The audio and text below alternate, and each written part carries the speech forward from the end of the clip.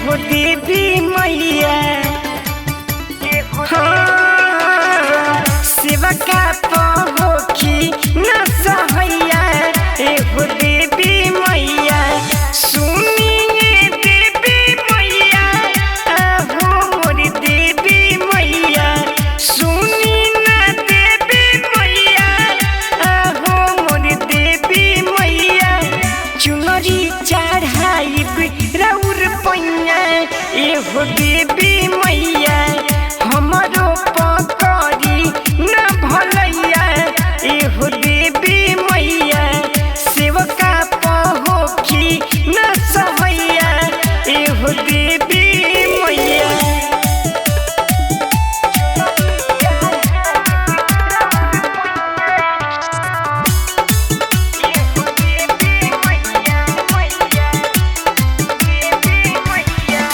मालिन से फुलवा मंगवनी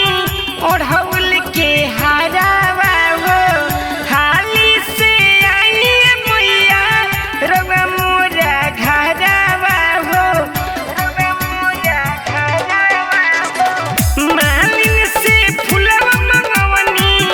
ओढ़ौल के हारावा हो हाली से आई मैया रवा मोरा घरावा हो हमरो पन जरी हरी कहिया एहो देवी मैया हमरो पकड़ी न भलैया एहो देवी मैया सेवका पर होखी न सहैया एहो देवी मैया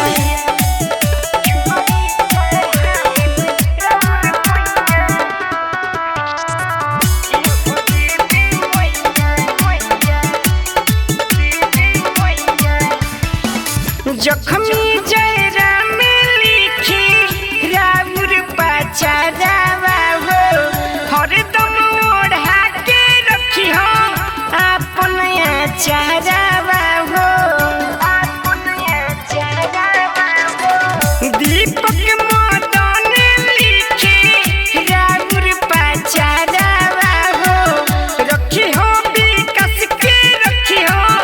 अपन आचारावा गुन गावे नवनीत राजा गवैया एहो देवी मैया